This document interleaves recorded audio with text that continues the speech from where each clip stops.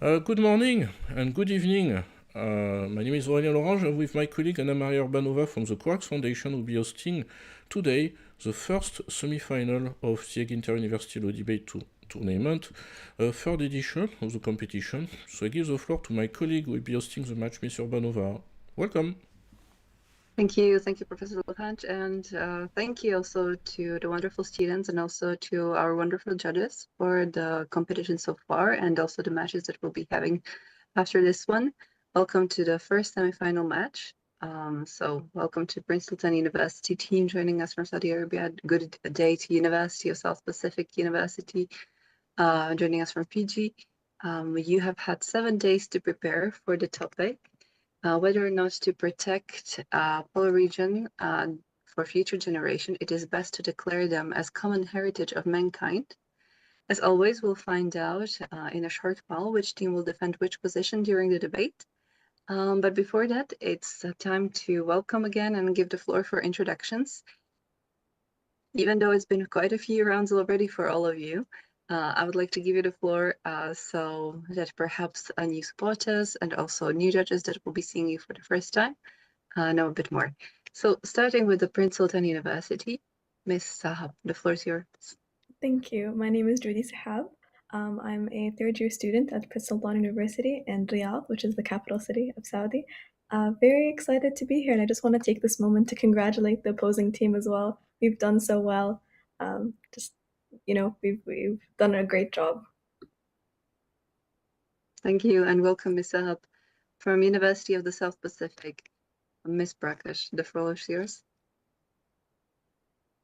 Greetings to everyone. Firstly, same as for my counterpart colleagues, congratulations for reaching the semifinals. I know it's a tough journey and now we're competing with each other, and all the best to you for every each member, since we have done a lot of hard work for this, both of us. So yeah, thank you, and you all got this. Thank you, Ms. Prakash. Welcome. From Prince Sultan University, Mr. Ashram. Thank you to The Hague for this amazing opportunity. It's been a great journey so far, and we look forward to hearing the opposing team's amazing points. Thank you. Thank you, and welcome, Mr. Ashram. From University of the South Pacific, Mr. Permal. Hello, everyone. It's a pleasure being here once again. Thank you all for, again, allowing this platform for us to debate, and all the best to the opposing team. Can't wait. Thank you, and welcome again, Mr. Permal. From the Prince Sultan University, Ms. Hashim. It's been a pleasure, alhamdulillah. My name is Lynn Hashim. I'm from Prince Sultan University. So far, it's been a great debate, and we're very excited for the upcoming one. The topic is pretty interesting, and yeah. Thank you, and welcome again, Ms. Hashim. From University of South Pacific, Ms. Lal. Hello, everyone. My name is Kaya. I am a third-year law and economics student with USP. As always, very grateful and excited to be here today and wishing everyone the best. Thank you. Thank you, and welcome again, Ms. Lal. I would also like to take this opportunity to congratulate and say hello to the coaches and the mentors of the two teams. So the University of South Pacific is mentored by Ms. Pureshova and Mr. Pranesh. And Prince Sultan University is mentored by Mr. Daban and Professor Mourabia. I believe Professor Mourabia is also with us on the call. If there are words of encouragement you might have for the students you wish to share. Yes, of course. I'm very excited to attend this debate alongside them today again. The topic again is a perfect fit, very nicely chosen. And I've seen all the efforts that the team has put into researching the topic and everything, and I wish them the best of luck to both teams. I'm sure even the other team worked just as hard, and good luck to both of you. Thank you, Professor. I would also like to take this opportunity to thank and also welcome one of the 3 judges, and also to thank and again, welcome. Perhaps you're watching already live, or you might be watching later from the recording, the other 2 judges. Thank you very much. And Professor Johnston, who's with us on the call, if there's anything you might wish to share with the students from the get-go. Yeah, thanks very much. You've done a brilliant job to get this far. It's a really tough competition. I'm super excited about this topic. It's one that's close to my heart, and I look forward to learning a lot from your arguments. Good luck, everyone. All right, and on that note, you will be seeing my screen shortly for the, as usual, allocation of the position. So if you can just give me visual confirmation, audio confirmation when you can see the screen, that will be perfect.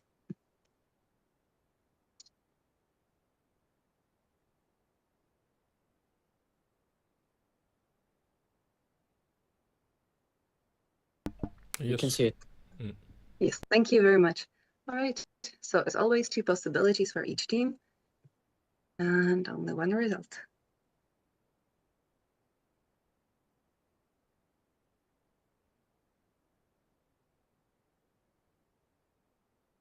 All right, well then for today's debate, it will be the team of Prince Sultan University that will argue the position in favor, and thus arguing that to protect them for future generations, it is best to declare polar regions as common heritage of mankind. Whereas it will be the team of University of South Pacific that will argue against this motion. You will now have 5 minutes to finalize your preparations, and then the team in favor will be starting. Luck.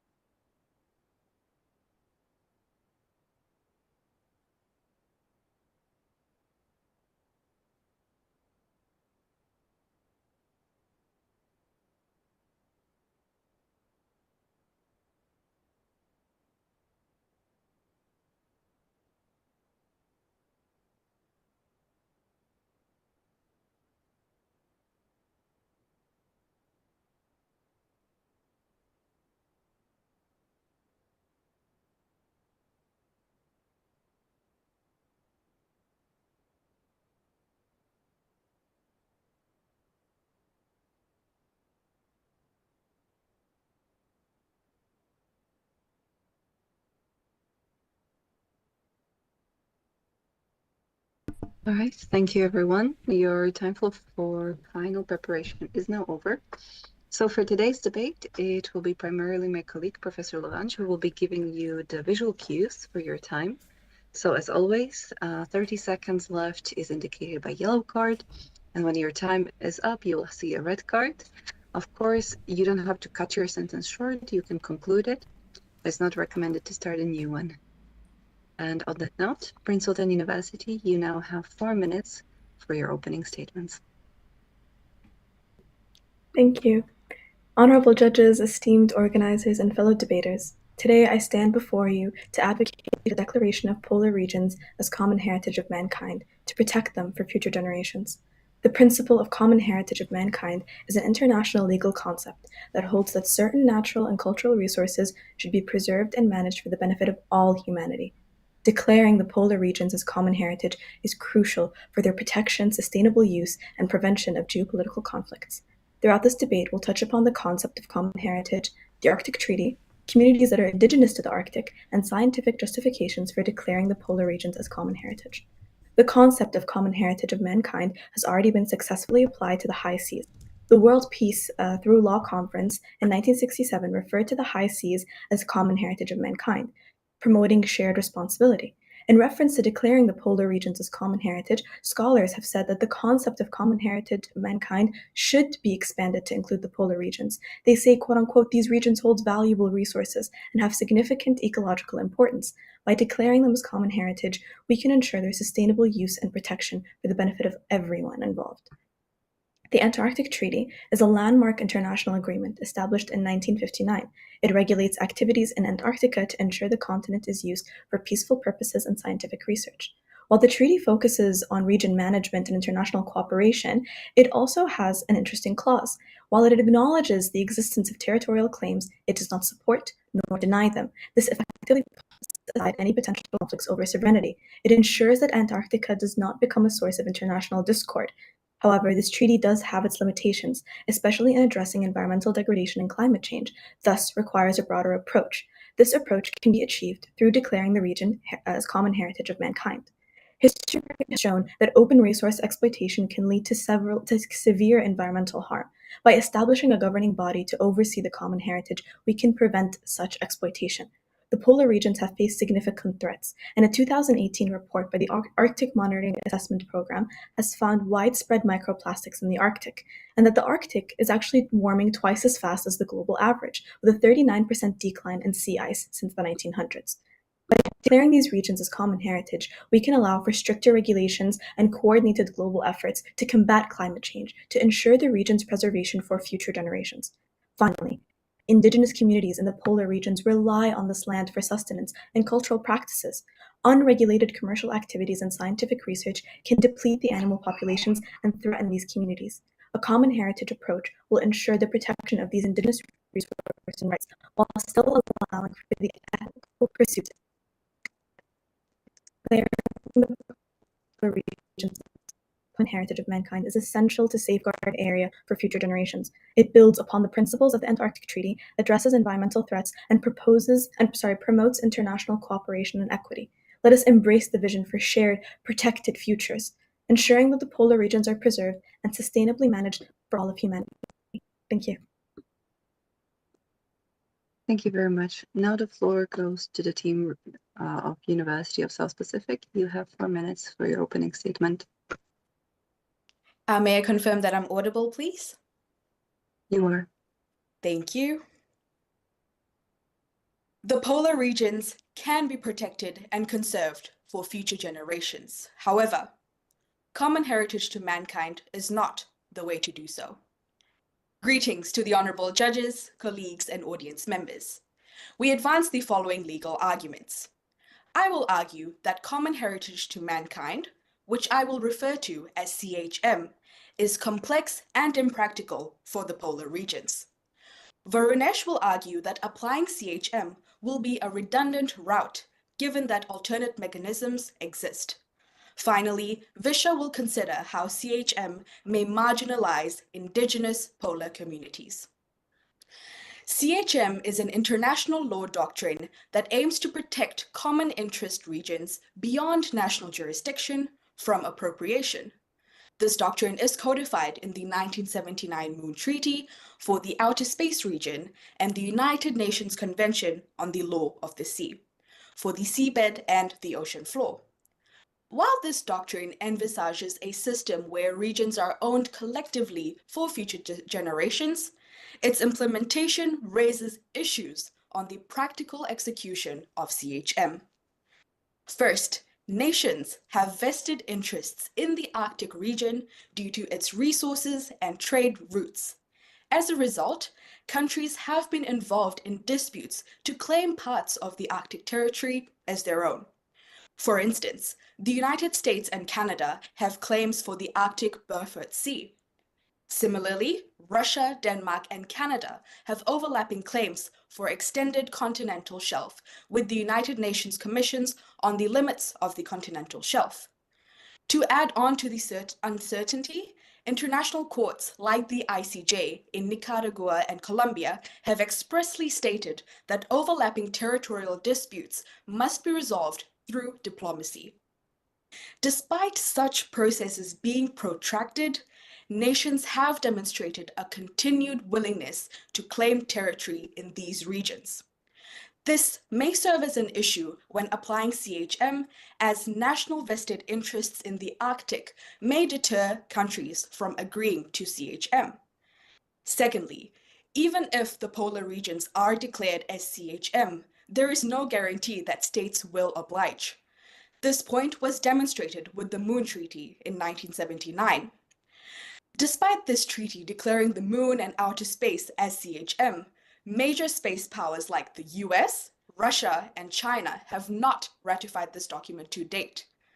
Legal scholars describe the treaty as, and I quote, more of a moral and philosophical obligation than a legal entitlement, unquote. This clearly illustrates that even if a region is declared as CHM, there is no guarantee that actionable steps will be taken, as states ultimately have the power to decide. That said, not all is bleak. Alternative pathways instead of CHM can be applied to protect the polar regions while conserving them for future generations. For instance, constitutional provisions can conserve areas for future generations. While not for the polar regions per se, the case of THIULDT and the state of Montana in 2023 affirmed this for the US. Similar provisions can be legislated under national law for binding value in polar regions. This will be more practical and useful in protecting the polar regions for our future generations. My colleagues Varunesh and Visha will further these arguments in relation to both the Arctic and the Antarctic. Thank you so much. Thank you very much. We're now proceeding to the rebuttals. For the first rebuttal, Prince Sultan University debate team, you have 2 minutes. Thank you. Firstly, mirroring the respected opposing team, we will first speak about how the opposing team said that this is an impractical concept, and then secondly, about how they said that even if we were to apply it, it would non-compliance would be due, since this is more of a moral obligation. And then we have our own respected points to add to the floor. Firstly, with respect to the opening speech of the opposing team, they said that there is an issue of practicality where there are currently disputes and issues, which basically proves that since there are disputes on territory and there is since there are issues on territory, this cannot be a shared territory or common heritage of all of mankind. For this, we respectfully submit that there are scholars, legal scholars, that agree with the polar regions being used as a common heritage of mankind, where under the article published on Cambridge.org called Common Heritage of Mankind in the Antarctic Treaty System, they said that to protect the polar regions for future generations, it is best to declare them as a common heritage of mankind. This would ensure that these regions are managed and preserved in a way that benefits all of humanity. And then 4, thawing the ice, a contemporary solution to Antarctic sovereignty, published as well on Cambridge.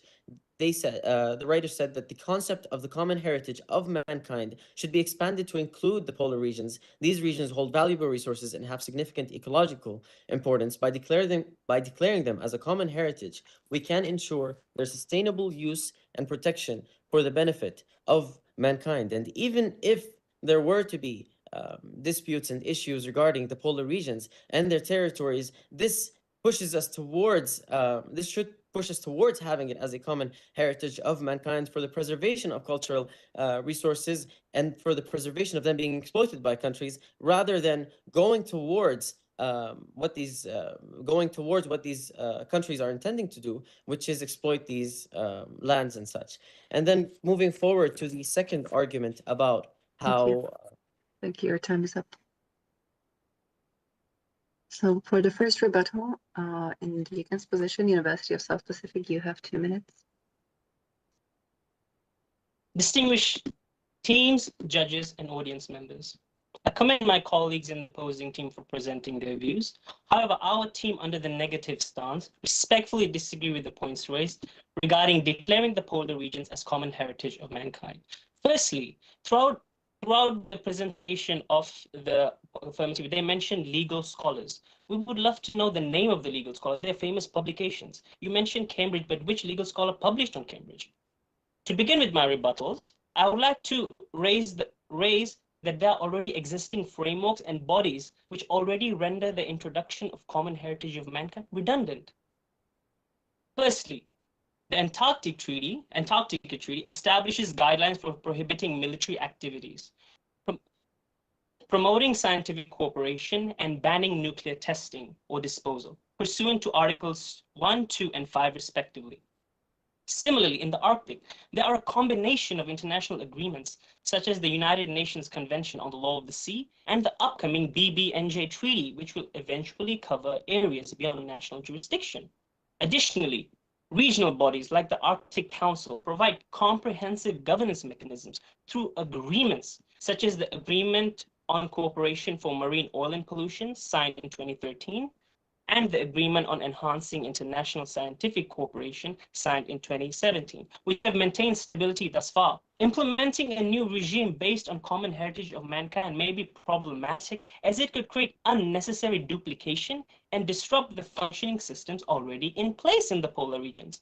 Therefore, we submit that efforts should be made to strengthen existing frameworks in the polar regions, as opposed to declaring them common heritage of mankind. Thank you. Thank you. Now for the second rebuttal in the favor position, Prince Sultan University debate team, you have 2 minutes.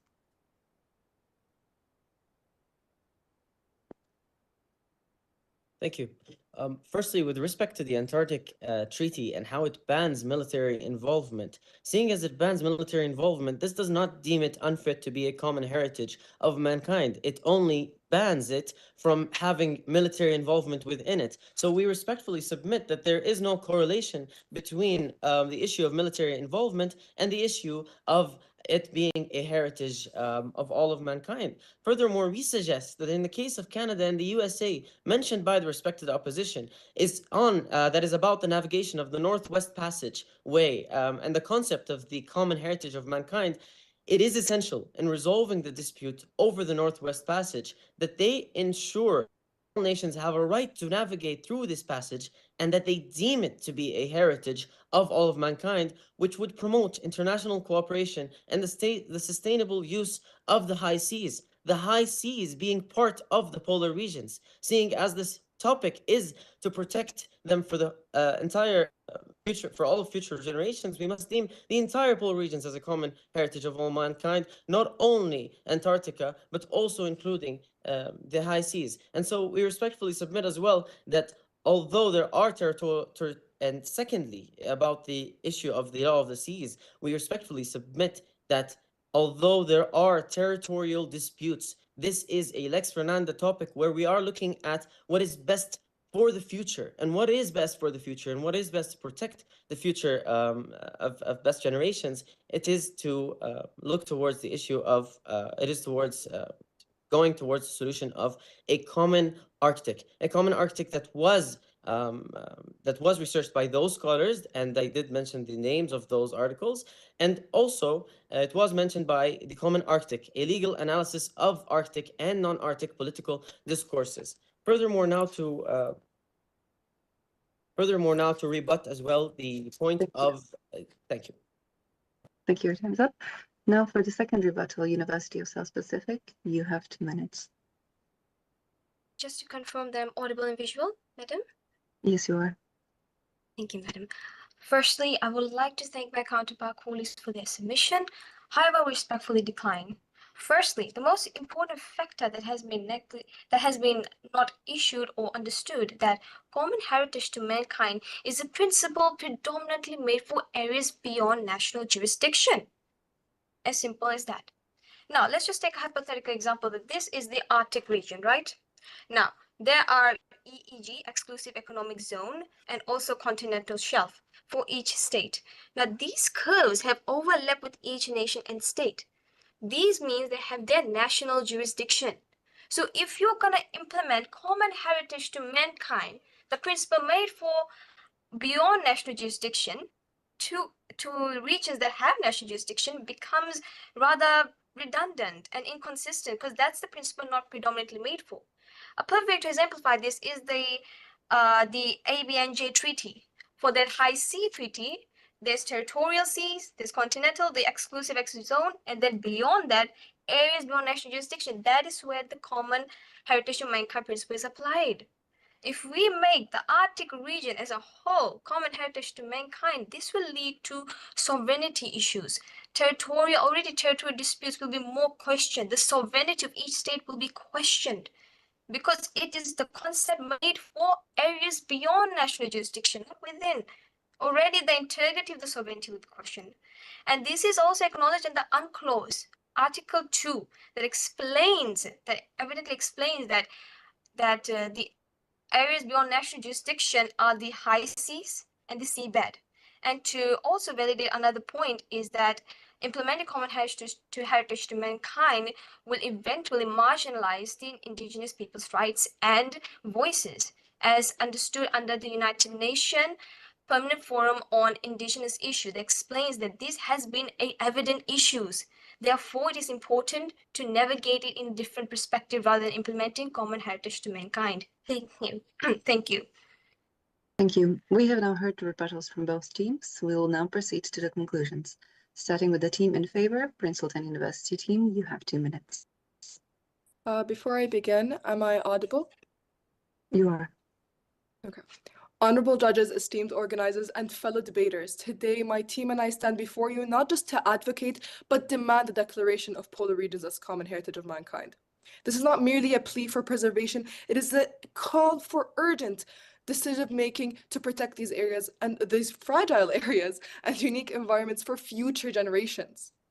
The principle of common heritage of mankind is morally imperative, not just a legal concept. Certain natural and cultural resources must be managed for the benefit of all humanity.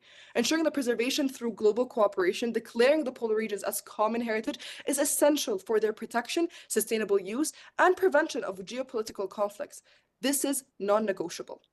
We've examined common heritage and the Arctic Treaty, indigenous communities, and the scientific justification. The High Seas declares the common heritage of mankind by the 1967 World Peace Through Law Conference as it presides right now. It's time to extend this to the polar regions. Scholars such as Professor Surbahi Ranjanathan agrees that declaring them as common heritage ensures protection and sustainable use for all humans. History has shown that unchecked resources exploitation can lead to catastrophic environmental harm. The Arctic regions are no exception to that. A 2018 report by the Arctic Monitoring and Assessment Program found that widespread microplastics in the Arctic, with regions warming twice as fast as the global average. Since 1990, there has been 39% decline in ice. We must act now. Moreover, indigenous communities in the polar regions are at risk. These communities rely on the land for sustenance and cultural practices. Unregulated commercial activity and scientific research can threaten their way of life. In conclusion, the declaration of polar regions as common heritage of mankind is not just essential, it is imperative. It builds upon the principle of the Arctic Treaty, addressing every critical environmental threat there is. Please stand together now. It's time for a change. Thank you. Thank you. We'll now hear the conclusion of the University of South Pacific. You have 2 minutes. Ladies and gentlemen, thank you all for your attention. As our team had negatively argued through a closer analysis of conventions, existing frameworks, regional bodies, and case laws, we strongly advocate for not declaring the polar regions as common heritage of mankind, or CHM, for the following reasons. Firstly, CHM is complex and may be impractical for the polar regions. Secondly, existing frameworks and regional bodies render the introduction of a CHM regime redundant. And thirdly, applying a CHM regime may marginalize indigenous polar communities. As our first speaker highlighted, CHM promotes collective ownership for future generations. However, the nations in the Arctic have vested interests and overlapping territories, making CHM acceptance unlikely due to its complexity. The case of Nicaragua versus Colombia affirmed the principle that overlapping territorial disputes must be resolved through diplomacy. Additionally, the UN Permanent Forum on Indigenous Issues note that indigenous communities are often marginalized in international agreements. The CHM regime may overlook the traditional knowledge, voices, and ownership of the indigenous population, which erodes their right to self-determination under Article 1 of the International Covenant on Economic and Social Cultural Rights. Moreover, the Antarctic Treaty, the UNCLOS, the upcoming BBNJ Treaty, and the Arctic Council provide governance mechanisms for stability. Introducing a CHM regime might create unnecessary duplication of efforts and disrupt the functioning of existing systems. Therefore, in light of the above, it is important to recognize there are other avenues of protecting future generations rather than declaring them as common heritage of mankind. That is our submission. Thank you. Thank you very much, and well done to both teams. It's been quite a journey, and also understand that you had quite a topic to prepare and research. As usual, we'll do first a little feedback round with all of us present on the call, a little networking at the end, in anticipation, of course, of the hopefully being able to meet all of you, or as many of you as possible, during the final week. Then perhaps starting first with Prince Sultan University team. Ms. Hasham, the floor is yours. How did you find the debate, the topic, and the preparation? Well, yeah, the topic is pretty interesting. It's something we tend to forget about since the polars are so far away from us. It's not something that you actually research until such a question was posed. Not just that, but as well, like currently for preparation, it is currently finals week for us, and we were preparing while doing our finals, so that was pretty fun and challenging on its own. Oh, quite a time indeed then for you. Ms. Lal, how is it for your team? Also, is it a final week in parallel to your preparations? Yes, similar to Prince Sultan. I think we're starting our exams next week. So this week was just, debate prep and then trying to prepare for exams. So definitely a stressful period for, I think, both teams. But yeah, the topic was very complex, I would say.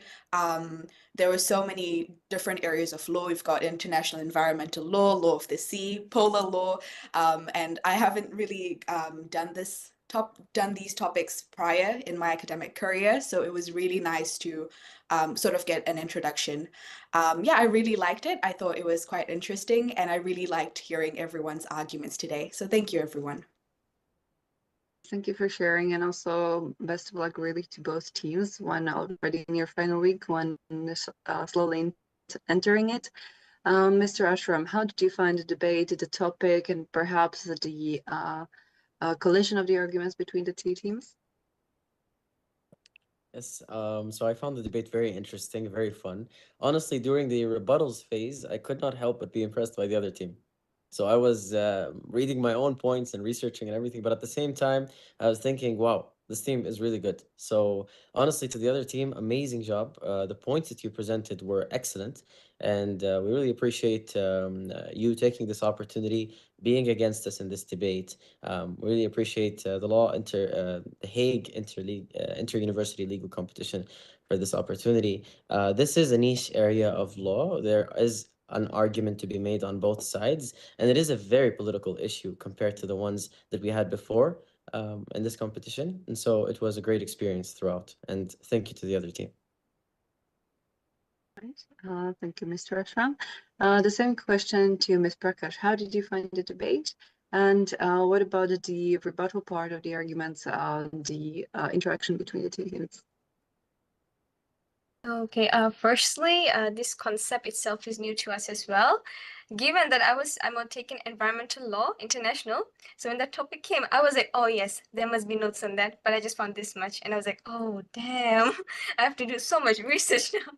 So upon doing research and the exam coming on the pictures, like it was that stressful moment as well. But I'm kind of happy that we kind of went through this phase, like learn how to manage it more specifically. And as for rebuttals, I commend my counterpart colleagues for their submission as well. Very beautifully presented, the articulations and what they were trying to reach out on the point. It was very beautiful. Like somewhere along the lines, we were also discussing that had we been given the affirmative, and which was very nice. And yes, thank you so much for debating with us. And yeah, thank you. Thank you, Ms. Prakash. Ms. Sahab, how did you find the debate, the topic, the preparation that is happening right now, that was happening prior to the May match?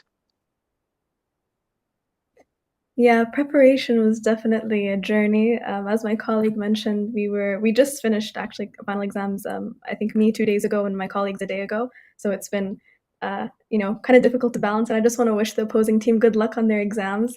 You can breathe now. You can relax. It's over. This was the fun part. Now you're starting the hard part. This topic was definitely so interesting. Researching it was just, expanding our knowledge beyond just our borders. It's always something fun to do. So I just want to thank you for suggesting such an interesting topic. Thank you, Ms. Sahab. And you've also hinted at the final networking question. I will be asking you shortly after the feedback. But on that note, also, Mr. Parmal, how did you find the debate, the topic, the preparation? Hello. I found this debate topic very interesting, but very stressful at the same time. As my previous colleagues have mentioned, it's in the middle of exam prep, and we have 3 papers next week. So, but yeah, this topic was definitely new to us, especially regarding the polar region. So just a massive thank you to our environmental law lecturer. She actually gave us a lot of good points which we can work off of. So thank you, Dr. Surana. And also to our counterpart colleagues, amazing job. Your presentations are amazing. Yes, amazing job in general. So thank you very much. And thank you again to the Corex Foundation for this. Thank you, Mr. Parmal. Before I give the floor also to one of our 3 judges that is with us, also to give her a bit more space, maybe to choose what feedback to share or what feedback can already be shared with the teams. I would also like to give the floor to Professor Mograbiya, if there's anything you would wish to share with the teams from the debate. I just want to say that I'm very proud of both teams, considering that they're both going through the prep of finals, and even with the team from PSU, I have one of the students actually has an exam today, and I know how stressful it would be on both sides to be going through the finals and doing this debate. However, they both did amazingly, and I'm very excited to see, or inshallah, to meet everyone at The Hague. And good luck everyone with the other team on their finals and with the results of the debate. And hopefully we'll hear really nice feedback from the judges. Nice, thank you for sharing. And thus, with no pressure, Professor Johnston, what can you already share with the teams now? Well, congratulations, everyone. That was super exciting. I didn't tell you before you debated, but I run a master's program on polar law. It's an 80-month to 2-year program. So the fact that you found out so much in just a week is really impressive. You've really worked hard digging into a lot of material, a lot of arguments, and found a lot of really great stuff. So it's going to be a really tough job judging you guys. I'm going to write up my notes and try and use the grading rubric, but it's going to be really, really difficult to pick between two really great teams. So good luck as you go forward, whether you make the final or you finish your road here, and good luck with your final exams. Thank you, Professor Johnston. And of course, I don't want to keep you much longer because you have your exams either to prepare for or to sit. But we always have a little bit of round of networking possibility at the end. This semifinal round, it's a little bit different because I would like to give you the floor. Maybe if there is anything you wish or anyone you would wish to appreciate or thank that helped you through your journey between February and now until June, where we are already quite a few months, quite a few debates, quite a few preparations that you have had. So if there's anyone or anything that helped you in particular, now I would like to give you the floor to maybe share it with the team and give the shout out to them. Perhaps starting with the University of South Pacific's team. Ms. Prakash, if you can get us started. Okay, firstly, who I want to predominantly thank is my team, Kai and Varun specifically. Like when I started my debate, I was kind of like that newbie girl and that panic girl. Like anything happens, I just explode. These two are like that calm pillars. So whenever something like Bisha, relax, relax, and like okay. And then I've learned research from those members. They're like I always say that they're like my senseis, like my hidden senseis. So I kind of learned from both of them. I appreciate my team members a lot. They've done a lot in this endeavor. And of course, I really thank my coach and my Mr. Pranesh and Dinah Madam. And of course, can't forget my family because they have done also, they've made equal sacrifices as well. So I just thank everyone that has linked with me. And of course, I am very thankful for this organization as well, this Hague debate, because like throughout my lifetime, because when I was a little girl, I couldn't like articulate. I was the type of person who doesn't like to speak, just be in my corner and just stay there. So these type of platforms, they gave me opportunity to actually get out and, you know, just present how you can. So this platform is actually very important for me, not in the sense just like academically, but as for self-improvement and self-governance of myself. This platform has done a lot for me, and I thank for the Corex Foundation for that as well. Thank you so much. Thank you very much, Ms. Prakash. What a lovely start of for this part of the debate session. Ms. Hashem, how did you find the experience? Is there anyone or a group of people or a particular event that made an impact on your journey? Ms. Vishna took the words straight out of my mouth. I really do thank my teammates. Before I couldn't even explain it. We had the bumpiest roads at times, but they were both really great at pulling their end of the research, and there was really cooperation and learning a lot from one another. I'd also like to thank our other professors that weren't able to be with us here today, such as Ms. Sophie, who was in our university, and she really encouraged us. She really helped us and supported us. I have our parents, of course, our families. They watch consistently. I've seen my dad late after the debate is done, writing notes and trying to help me on proving for the next debate. So really our communities having place and platforms such like this to able to present and connect with people from different places and improve is such an amazing thing. So I also thank the Corex Fund for this amazing opportunity. Thank you, Ms. Hashem. What a lovely information, and also big thank you to your networks, to your groups, to your communities for supporting all of you.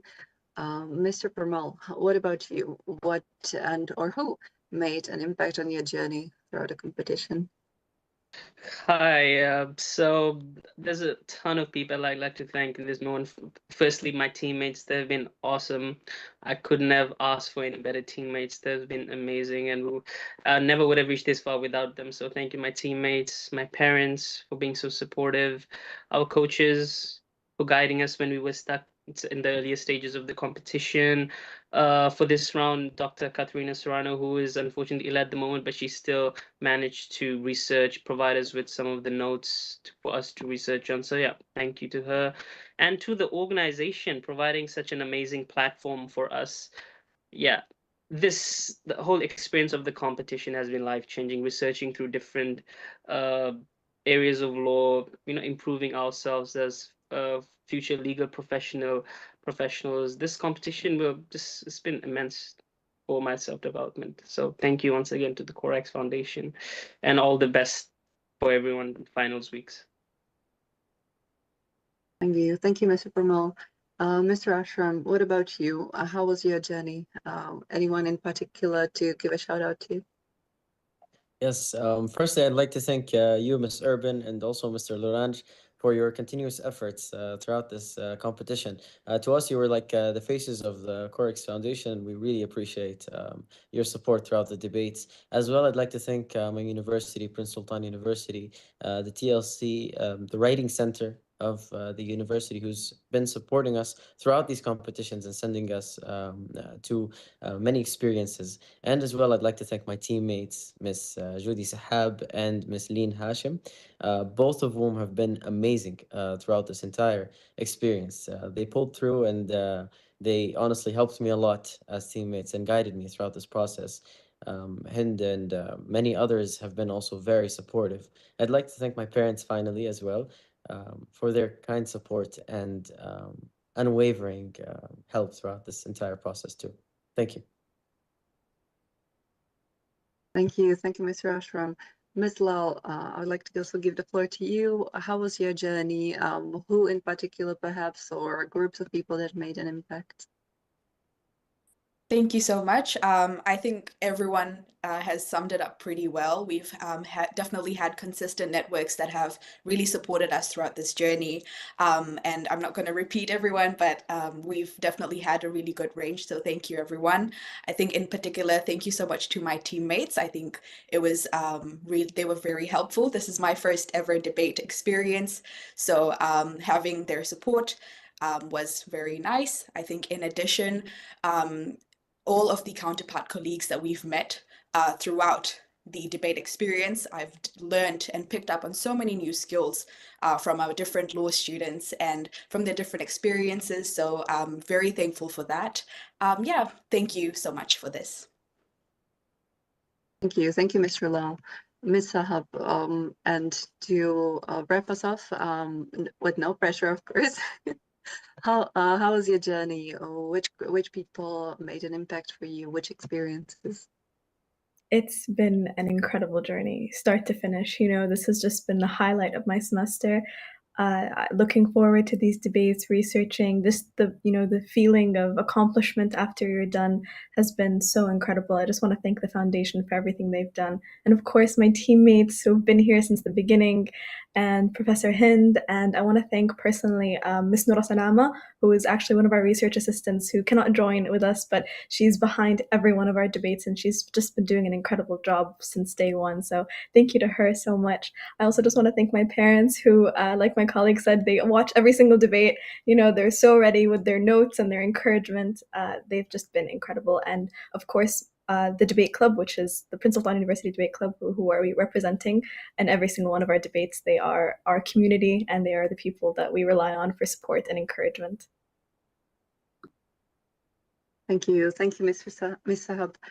And on that note, I would just like to take this opportunity again, also from the side of organization, to give the biggest thank you that we can possibly do to not only the participating students, their coaches and mentors, but of course the judges, such as Professor Johnston that is joining us on this call today, and the two other judges who are, of course, as always, the three judges are not familiar with whom they are during the debates, only perhaps after they recognize each other.